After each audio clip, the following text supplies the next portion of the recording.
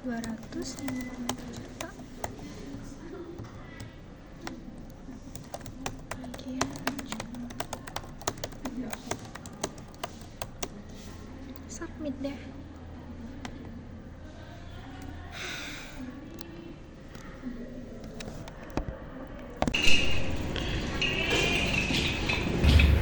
Pulangnya Zui? Alfi, gimana kerjaan aman? Ya aman gak aman sih, tapi alhamdulillah.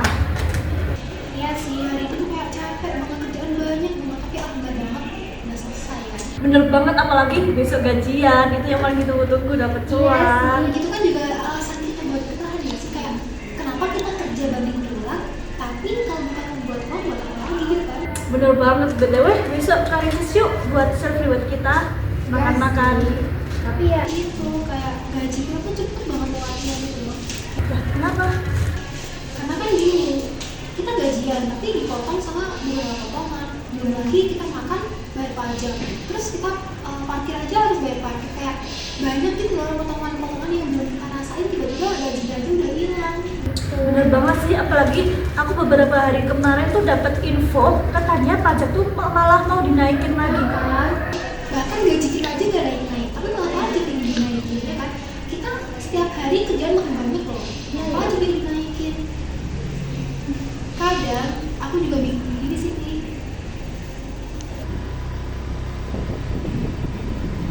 Sebenarnya uang pajak kita itu kemana aja sih? Gaji tiap bulan udah nggak seberapa, tapi potongannya banyak banget. Dipotong PPh, tiap beli makan kena PPN, bawa motor bayar pajak, bahkan parkir aja masih ditarikin. Rasanya kayak apa-apa itu dipajakin. Tapi aku jadi mikir, sebenarnya semua uang itu larinya kemana aja ya? Dipakai buat apa aja sih? Cerita ini dimulai dari seorang anak muda yang sedang merantau di kota Semarang. Di tengah rutinitas kerja dan tuntutan hidup, dia menjalani hari seperti biasa bersama temannya. Tapi di balik itu semua, ada satu hal yang terus mengganggu pikirannya. Gaji yang terasa kecil dengan potongan yang semakin banyak, dari pajak penghasilan hingga pajak saat membeli kebutuhan sehari-hari. Hingga akhirnya muncul satu pertanyaan sederhana. Sebenarnya, kemana perginya semua uang itu? Akhirnya sampai rumah juga. Tapi kira-kira potongan sama pajak-pajaknya yang aku bayar tuh kemana aja ya? Coba deh aku cari tahu dulu.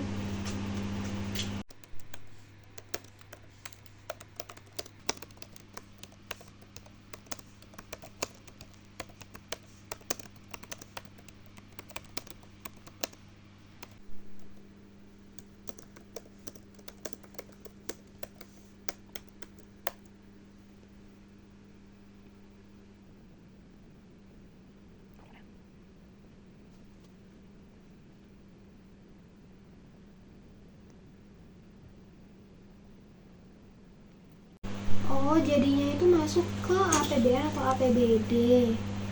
Kira-kira kalau mau lihat APBD itu di mana ya? Oh iya bentar, coba aku cek di web pemerintah Kota Semarang.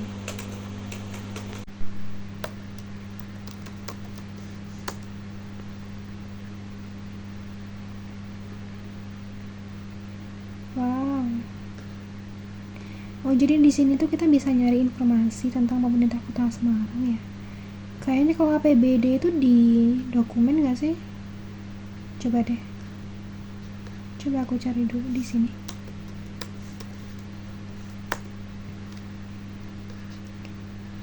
Muncul nih. Oke, coba aku mau lihat yang penjabaran APBD 2025 murni.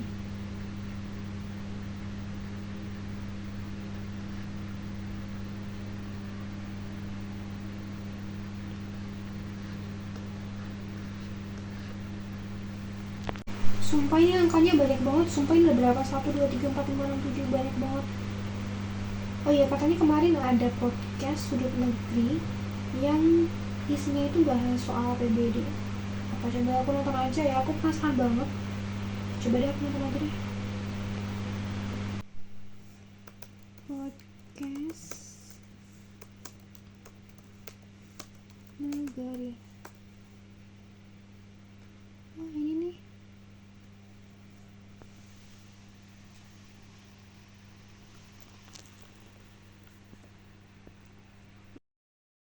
Halo, selamat datang di podcast Sudut Negeri. Nah, pada kesempatan kali ini kita akan membahas satu hal yang sering dipertanyakan oleh masyarakat, yaitu kenapa sih kita harus membayar pajak dan uang yang kita bayarkan untuk pajak itu digunakan untuk apa. Nah, pada kali ini kita sudah bersama langsung dengan Wali Kota dan Wakil Wali Kota dari Kota Semarang. Selamat datang Ibu.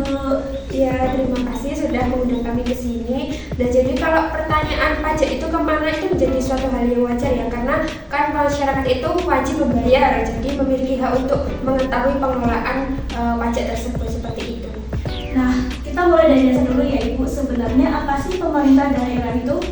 Oke, baik. Jadi untuk pemerintahan daerah itu sendiri itu adalah pemerintahan di tingkat daerah yang memiliki wewenang untuk mengatur segala hal yang ada di wilayahnya sendiri. Nah, hal ini juga udah diatur nih di Undang-Undang Nomor 23 Tahun 2014 tentang pemerintahan daerah. Dan jadi pemerintahan daerah itu bukan sekedar utusan dari pemerintah pusat, tapi dia juga mempunyai wewenang untuk mengatur wilayahnya sendiri. Wah, berarti pemerintah daerah itu memiliki kebebasan sendiri ya Bu?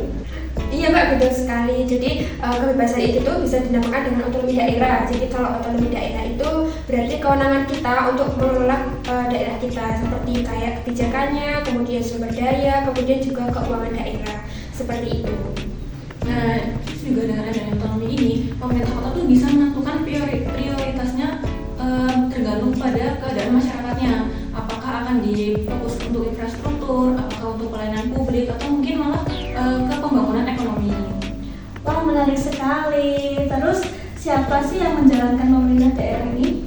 Kalau pemerintah daerah itu ya berarti dipimpin oleh kepala daerah ya. Kalau untuk kota itu berarti wali kota, untuk kabupaten berarti bupati.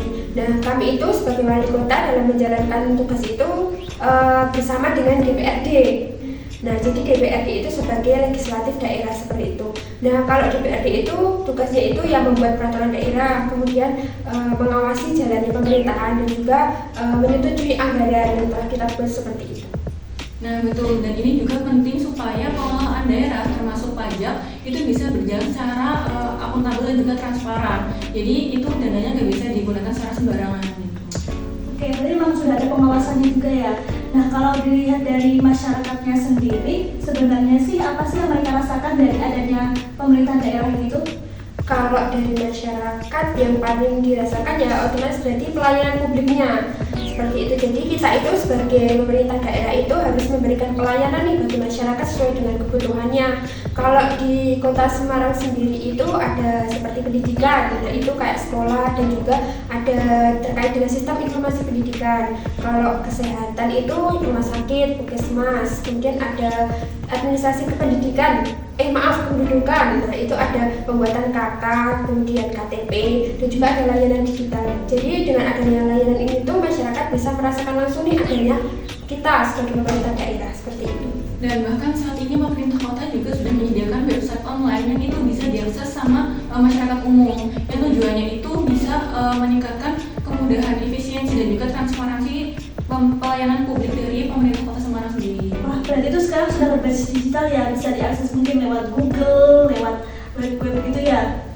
Menarik sekali. Iya, betul sekali. Jadi dengan adanya berbasis digital itu kan, jadi pelayanan yang kita berikan itu bisa lebih cepat, mudah, dan juga lebih terbuka bagi masyarakat seperti itu.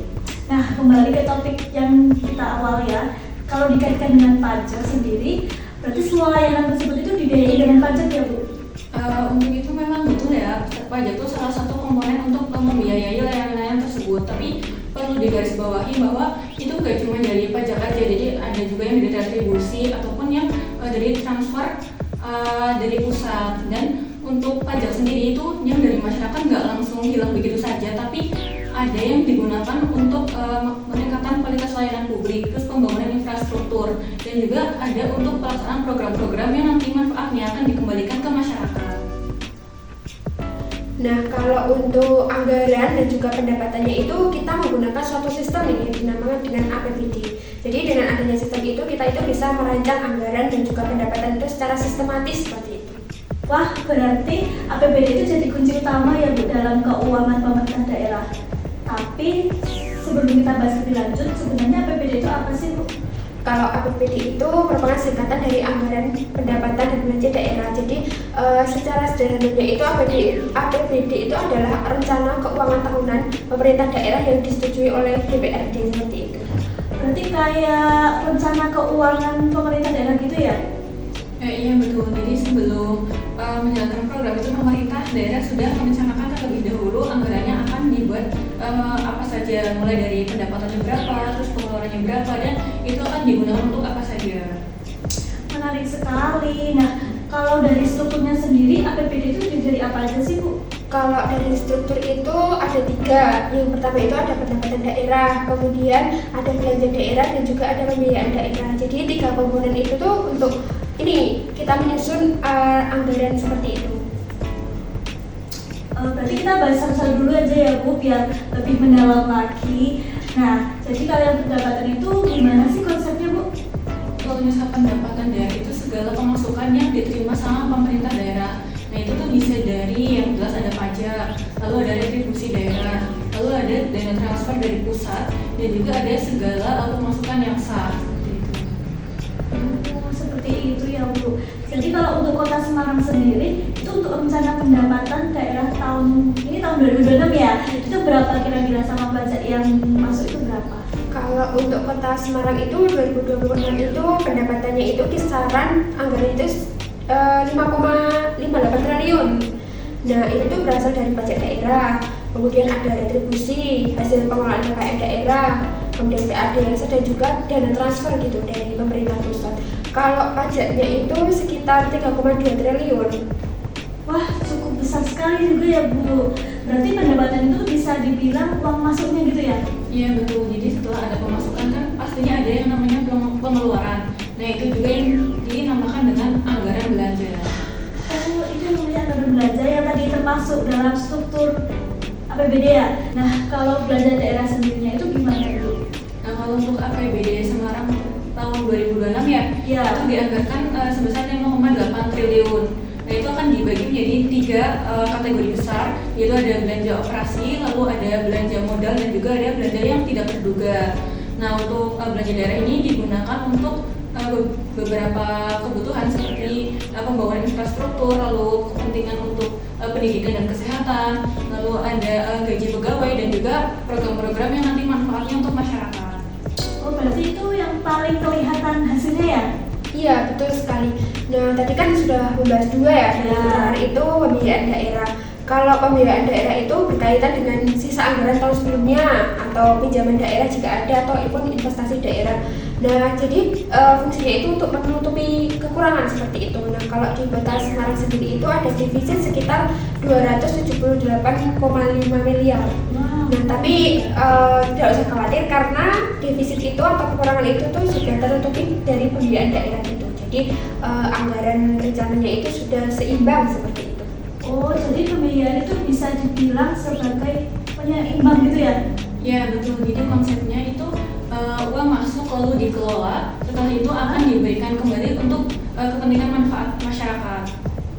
Oh, berarti di sini kita jadi paham kalau pajak yang kita bayarkan itu uangnya kembali ke masyarakat lagi gitu ya?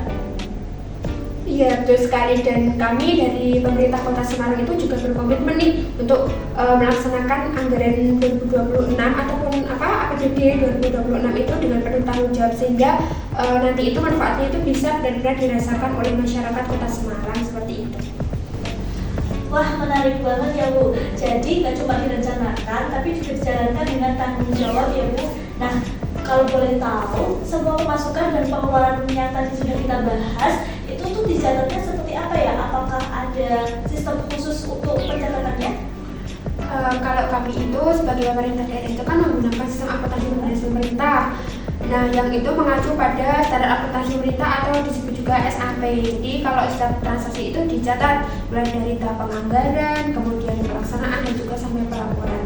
Kalau dibilang ribet ya kelihatannya ribet gitu ya, karena tapi kan itu uang publik ya, jadi harus jelas dan juga pengelolaan itu dapat dipertanggungjawabkan seperti itu.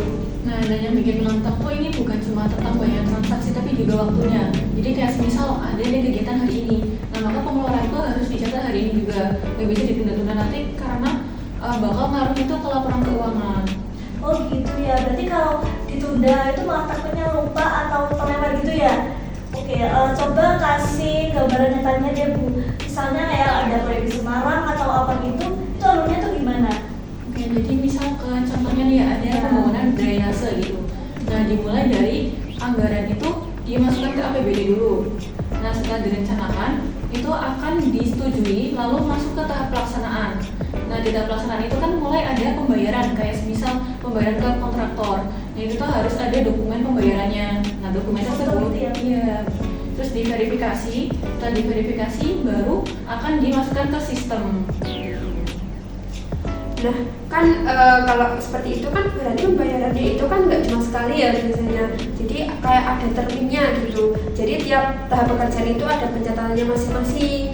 Jadi harus benar-benar detail gitulah transaksinya.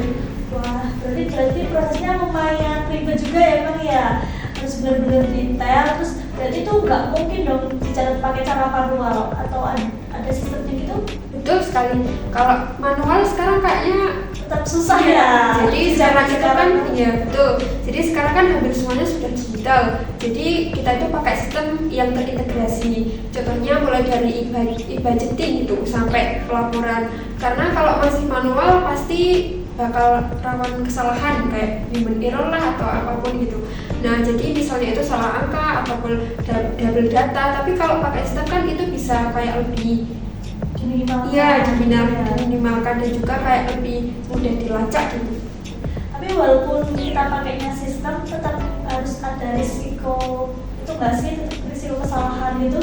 Nah, misal kalau kita salah catat itu atau gimana, itu dampaknya gimana? Kalau itu dampaknya bisa besar ya, karena nanti laporan keuangan itu kan akan diaudit. Nah, auditnya tuh akan dimulai dari audit internal. Nah, itu tuh nanti kalau misal ada yang nggak sinkron itu bisa jadi temuan. Apalagi setelah itu kan masih ada auditor eksternal juga. Nah, maka dari itu kayak apa ya? Sistemnya memang dibuat supaya lebih transparan, apalagi itu uang milik bersama gitu. Berarti auditnya itu 2 kali gitu ya? Betul. Nah, dan fun fact-nya itu kan kalau sekarang itu masyarakat juga ikut mengawasi gitu ya, mereka itu sudah lebih Lewat gitu. ya? Jadi kita itu pengelolaannya itu jadi harus benar-benar transparan dan juga jelas gitu. Menarik banget sih Bu. Tapi sebagai pimpinan daerah gitu, seberapa jauh Ibu dalam ikut ambil begitu catatan? Sebenarnya kalau untuk keuangan sendiri ya secara teknis kan memang ada timnya ya. Ya, ada timnya sendiri gitu. Tapi kalau dari kami tetap harus paham tentang alurnya, karena mau gimana pun kan tanggung jawab terakhir kan tetap ada di kami sebagai wali kota dan juga wakil wali kota. Dan jujur kan kita itu sering ini ya berdiskusi terkait dengan efisiensi. Jadi kayak apakah pengeluaran itu sudah tepat, kemudian apakah sudah dicatat, apakah sudah sesuai gitu. Jadi bukan sekedar mencatat nih, tapi juga kita itu juga mengevaluasinya gitu. Wah, ternyata di balik angka-angka yang sebanyak itu tuh prosesnya tuh panjang sama detail ya Bu. Gak cuma soal mencatat, tapi juga harus ada tanggung jawab ke masyarakat. Terus kan Oke, saya ucapin terima kasih banget nih karena kita udah banyak ngobrol dari insightful banget hari ini sampai dari A sampai Z gitu ya Bu. Dan terima kasih juga kami sudah diundang dan semoga ilmunya bermanfaat. ya, terima kasih sekali sudah mengundang kami. Semoga tadi apa yang kita sampaikan terkait dengan dari awal karakteristik, kemudian struktur APBD dan juga pencatatan transaksinya itu dapat bermanfaat bagi masyarakat seperti itu. Oke teman-teman, terima kasih sudah menonton podcast Sudut Negeri pada hari ini. Semoga ilmunya dapat bermanfaat ya. Kalau gitu kita pamit. Sampai jumpa di episode selanjutnya dengan narasumber yang berbeda. Bye. Oh, jadi setiap pajak yang aku bayar ini juga kembali ke masyarakat ya? Bentuknya itu kayak pembangunan jalan, terus pembangunan infrastruktur lainnya. Ya udah sih. Walaupun setiap lihat slip gaji itu rasanya nyesek karena gaji gue juga kecil, tapi pajak yang harus dibayar gede. Tapi paling enggak aku sekarang udah tahu deh uangnya itu kemana aja. Ya semoga aja uang yang aku bayar itu juga dikelola dengan baik.